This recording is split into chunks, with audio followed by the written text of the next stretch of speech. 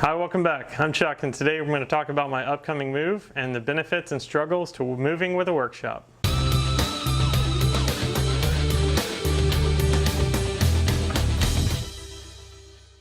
A few months ago, my family and I found out we are relocating from Virginia Beach to Oklahoma this summer. And I want to talk about the struggles and the benefits of moving with a workshop. So moving is painful, whether you're moving across town or across the country. And if you're doing it like we are and having movers take your stuff and not moving yourself, then there's some added struggles that go along with that. So additional struggles when you have a workshop or a garage or tools or whatever you want to call it. I'm not even sure if I qualify as a workshop at this point, but if you're a woodworker, entry-level woodworker, maker, if you have stuff you need to move, then there's an added struggle to the moving process. So I've talked to some people about moving and moving with a workshop, and a lot of people do move their own tools, which happens to not be an option for me because I have some training en route that's going to take me about a month to get to my final destination.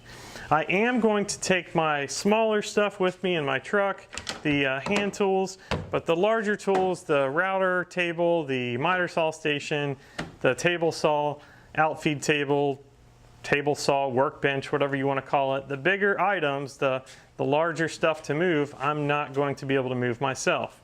That being said, I'm going to be going without these items for roughly a month, 6 weeks, however long it takes me to pack everything up, get it in the truck, have the movers bring it to the final destination, me get it out there, and then there's the setup process. One thing I am going to do, even with the larger items, is I'm going to make it as simple as possible for them to be moved without any damage. So I've removed the fences off of the router table, all the attachments, the fence off the table saw, so that it's just bare bones, it's the tool itself, and it's not all the associated items that are attached to the tool that could get broken or damaged en route.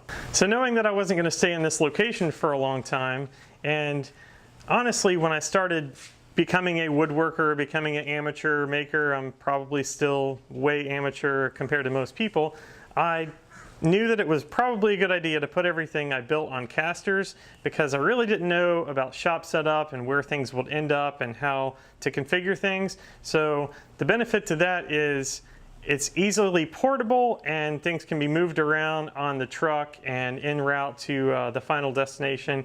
And once I get there, I'll be able to easily change around how things are situated in the new shop.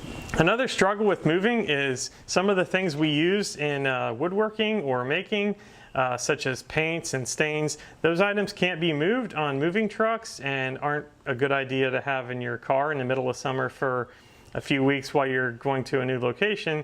So I had to get rid of all that stuff before I moved, and some people keep a lot of that stuff on hand and buy it in large quantities. So something to think about if you have an upcoming move that's going to be not a local move is to minimize the amount of extra stuff that you buy as far as stains or finishes, paints, because it can be rather expensive to have to throw these things away or give these things away and not be able to use them all.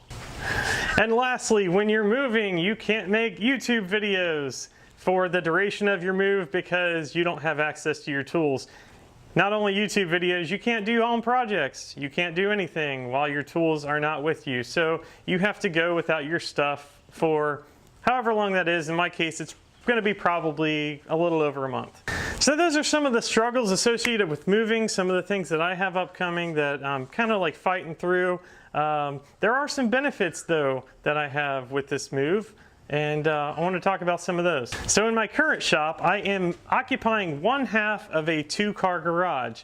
So my wife thinks that she needs to park her car in the garage. She is over on that side. When my tools weren't all set up for moving and all situated in one spot here, they were spread along this half of the garage.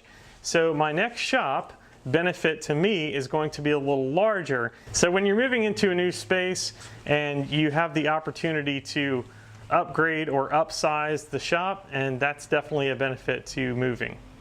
Another benefit to moving in my case is that in our current location we are renting and we can't make certain changes to the space that we're occupying here. So I have like the OSB walls that you can see, there are 2 4-foot fluorescent lights for the whole shop, and it's kind of dark in here. So my next place is going to be painted white. I'm going to have, I think I'm going to go with the LEDs.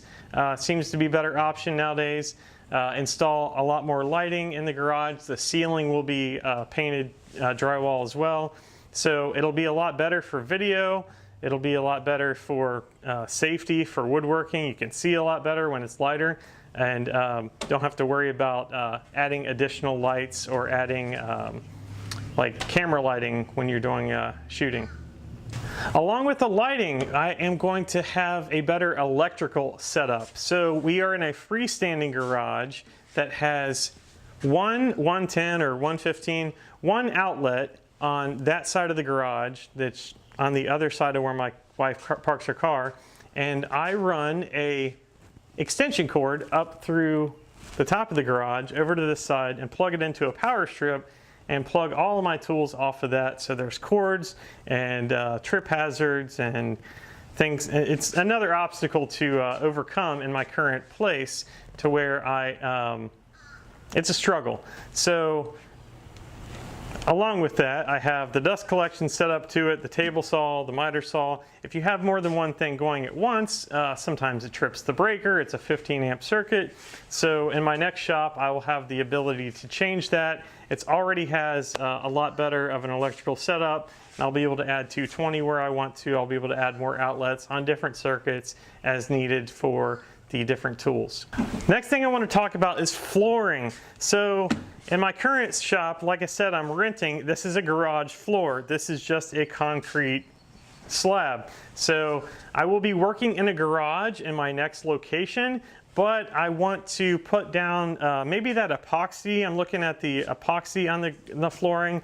There's also the option of the hard plastic interlocking mats.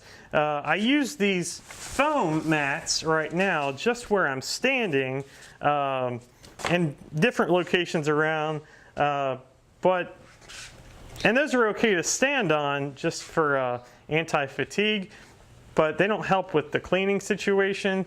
So the concrete's really hard to keep clean, and it just looks kind of dirty. So I want to, and I'm leaning towards the epoxy. Let me know what you think. If you leave a comment, what do you have in your shop? What do you think works best in a garage workshop? I'm really interested to see what other people do. But I'm leaning towards like that epoxy, and I'll probably still use this matting on top and go with that for the flooring option. Another thing I'd like to ask people is what you use for your tool storage for hanging tools or hand tools. You can see I have the pegboard in the back here. I'm not crazy about pegboard. Do you have a lot more luck with or a lot more aesthetics with the French pleat system? They seem a little bit more in-depth to create those. It's more of a custom thing. I'm not exactly sure what I'm going to go for with that. So if you have any suggestions, just leave me a comment as well on the tools that normally would hang up on the walls. Another benefit to moving, especially on a long distance move, is that if you are ready to or about to upgrade to any new tools, this is a great time to do it. So I've offloaded a few things that I've kind of wanted to upgrade for a while, but it didn't make sense at the time. So I will just get those new items when I get to the new location. And that's kind of a benefit. So you get to work with some new stuff. It's pretty cool. Looking forward to it. So to wrap this up, I wanted to talk about like where I'm headed with this channel and some of the upcoming things I have going on. Obviously with the move, there's going to be a lot of setup. I'm going to do a lot of shop projects, but I'm also going to add in some outdoor projects, some yard projects, and just some regular builds as well. So keep watching, and go ahead and hit subscribe over here. And I have some other videos from the past over here that you can take a look at that YouTube thinks you might like. And keep watching. I'll have some later on this summer. Thanks.